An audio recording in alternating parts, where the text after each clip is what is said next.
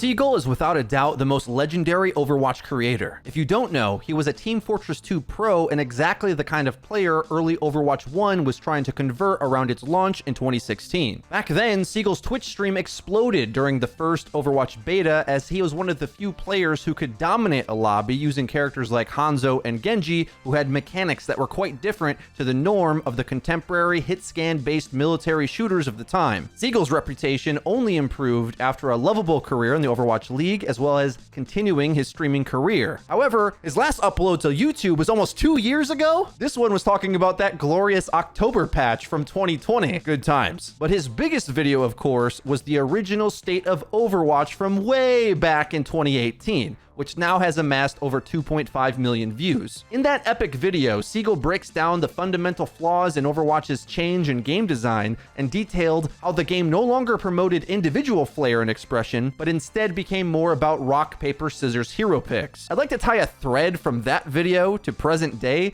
as if you look at a lot of the design decisions with Overwatch 2's 5v5 rework, almost all of it was to get the game back to the launch era Overwatch 1 Seagull remembered. In Seagull's recent banger video, The State of Overwatch 2, he details the disappointment he has in the sequel as it's arrived to us so far. Quite different than the expectation set by Jeff Kaplan to redefine the sequel to make an entirely separate PvE game on top of the PvP game we had. Overwatch 2 was distinctly intended to be for the players who didn't play Overwatch PvP already, but could find themselves loving the universe, characters, and smooth gameplay in a cooperative RPG game. But either through mismanagement, cerveza, and market pressures, as Seagull describes, changes to the plan had to come through, or we would have waited a long time. Overwatch 2's PvE is largely shelved from what we can tell, or at least in the form of a complete product, as the amount of time it was going to take to fully develop it was far too long to keep up with the ever-changing industry. Meanwhile, the PvP game was dying on the vine. An area I don't think Seagull details well enough is the gap between the universal acclaim Overwatch had at launch,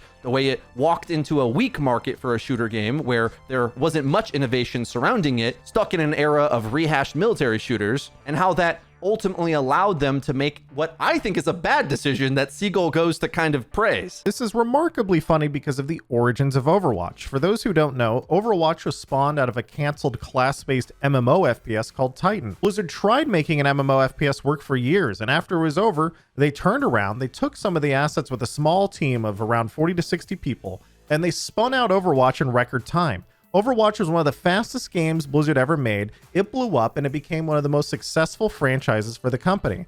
They then took that success, abandoned the game, and immediately went back to try and make another PvE FPS game. It's truly absurd, and I respect it. The shooter market being weak around the time of Overwatch's launch allowed it to be cocky and sit on its laurels and take an incredibly stupid path. We've heard of many other game companies struggle with this. I don't want to necessarily say their cockiness was as bad as BioWare, who believed in BioWare magic, thinking that they could just keep reorganizing and rush to development and create something amazing, of course giving us Anthem, which was anything but I'm sure it's something similar, because as Seagull describes, if they have the confidence to fail at making Titan for years and then turn around Overwatch in a short amount of time, the old leadership model probably believed that at any point they were on their breakaway success to artistic innovation, and all everyone else had to do was just wait for them to make another miracle happen. The problem is they wanted to have their cake and eat it too and pretend it was a boxed product where they were just generously updating it. Publicly, they said they would continue to update it, and we had expected that the loot box model would be enough to fund that. Maybe it was the case that internally they didn't believe it was a live service game,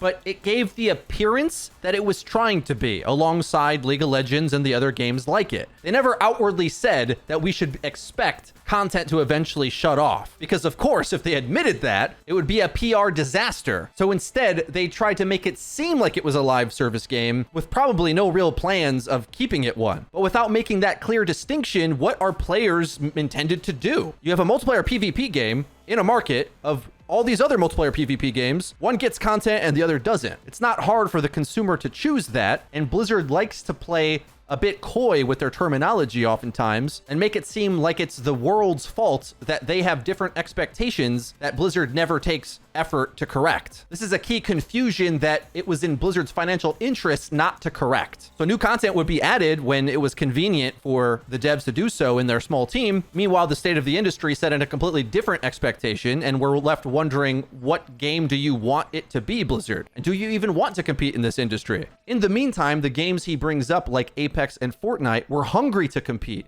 with fresh business models to invite a much larger active player base than Overwatch could. And this is where my problem is. It's not the player base's fault to expect Blizzard to fulfill a promise that they set out from the beginning. We were strung along with this Team 4 Blizzard magic that Jeff Kaplan sold us, and I feel like one of the few people that really wants to hold Blizzard's feet to the fire in that regard. It's not okay to just decide to make an entirely separate game and leave the one you said you'd update to die. So no matter what, there was going to be a splitting the baby and a compromise to be made for something. This is why I'm much more happy with Overwatch 2 than Seagull seems to be, because I think they addressed the long list of problems he and I and many others have levied against the design of Overwatch 1 PvP, especially as it got off the rails in the middle years, and now we're right back on track. The way I see it, even if you want to call Overwatch 2 an early access PvP update, I'm very happy with that because that update made me addicted to Overwatch again. It fixed many of the core problems, and as everyone under NDA knows, they've stocked up loads of new content ready to keep the game alive for years to come. For that, I'm ecstatic, and I couldn't be happier to see the game launch tomorrow. But where Seagull is undoubtedly right is to worry that this new change in model will gut the potential of that PvE game Jeff Kaplan promised.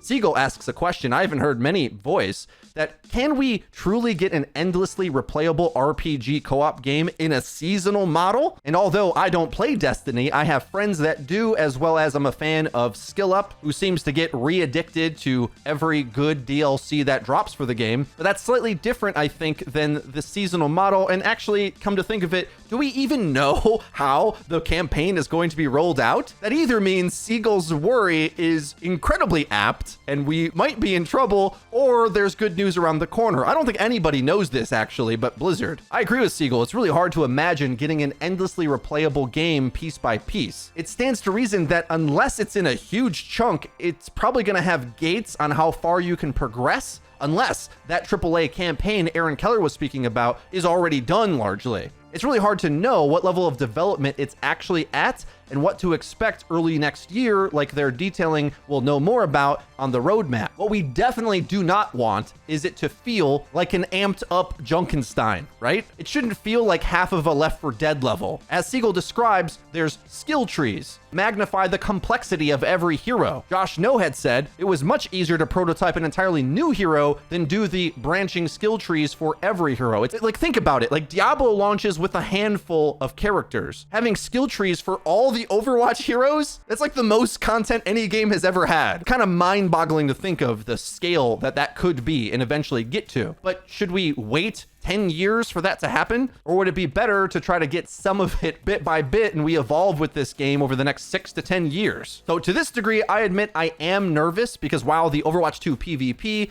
has pretty clearly labeled who will and won't like it, and I'm confident that it's good enough to retain a strong player base with it alone. It's just that PvE game that we were promised only gets one chance at a first impression. And if it is underwhelming and half-baked, it could return Overwatch to the poor reputation it had for the past years. What leaves me to be optimistic, though, is the great performance we've got out of Team 4 in such a short amount of time.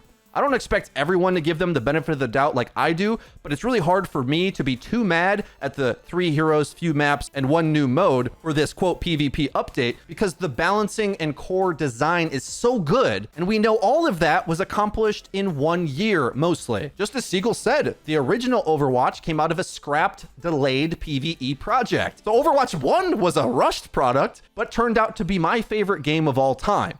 Overwatch 2 has captured my love again. In my last video before going to the Creator Summit, I said goodbye to Overwatch 1 before I knew anything about what was coming. In it, I pleaded for the days of genuine hope and optimism for the game to return, to be excited by whatever wacky mechanics or fun gameplay Blizzard was going to surprise with us next. And while I share concerns for the PvE rollout, I know now with the long-term content plan PvP has, this little old early access PvP update is a banger as far as I'm concerned. So I can't help but be optimistic as I dive back in to play more Overwatch with new maps, heroes, and meta theory crafting. It's all I ever wanted. We'll have to pay close attention to the PvE rollout next year with bated breath, hoping that it is charming and addictive. And if it is, maybe Blizzard can stick the landing. I totally understand being disappointed at where they are now. I just think what they've done, given the circumstances, is reasonable. I think the new plan is smarter than the let's wing it and hope we can make a miracle happen plan.